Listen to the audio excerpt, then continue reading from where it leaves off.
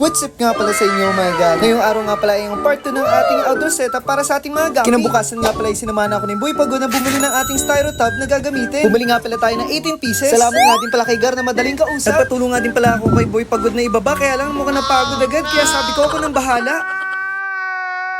Isa-isa ko nang binaba yung mga styro tub. Mas maganda talaga magpalaki ng gapi dito kasi mas malaki lalanguyan nila. Kaya naisipan ko din talaga magbuo ng outdoor setup kasi mas magandang naarawan ng ating mga gapi. Sa pagkakalam ko kasi mas lumalabas yung kulay nila pag sila'y nasisikatan ng araw. Tinanggal ko na nga rin pala yung mga tape para naman malinis silang tignan. Tamang dot-dot na naman si Boy Pagod at mukhang napagod ulit.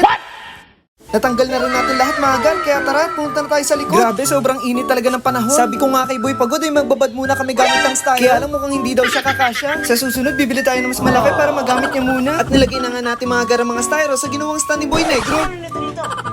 At natapos na nga pala natin mga gar ilagay yung mga styro. Sinimulan na nga ni Boy Pagod lagyan ng tubig ang ating mga styro. Kaya lang sabi niya napapagod na daw siya kaya ako na daw magtuloy. Isa-isa nga pala natin mga gar nilalagyan ng tubig para malaman natin kung ito yung may tagas. At kung makikita nyo yung mga styro natin ay meron na rin mga salamin. Dinikitan na nga pala natin yung iba para naman madali natin makita ang ating mga gapi. At syempre ang mga natira ilalagyan din natin para maganda silang tignan. I-check na natin kung may tagas ang mga nabili nating styro. At ayun na nga mga gar, hindi pala talaga may iwasang may tagas kahit bago pa ang mga nabili nating styro. Ano ba ang magandang paint para masolusyonan natin to mga gar? Pa-comment down naman. Salamat! Gra!